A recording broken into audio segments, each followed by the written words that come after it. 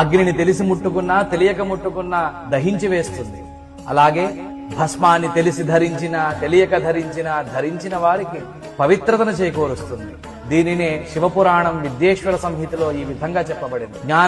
జ్ఞానతో వాపి వహ్నిదాహ సమం యథా జ్ఞాన ధృతం భస్మ పావయేత్ సకలం నరం.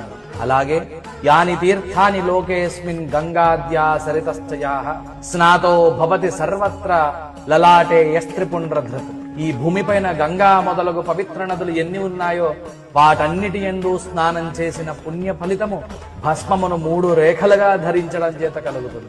త్రిపుండ్రం కురుతేయస్తు భస్మన విధిపూర్వకం మహాపాతక సంఘాతైర్ముచ్యతే చోపపాతకై.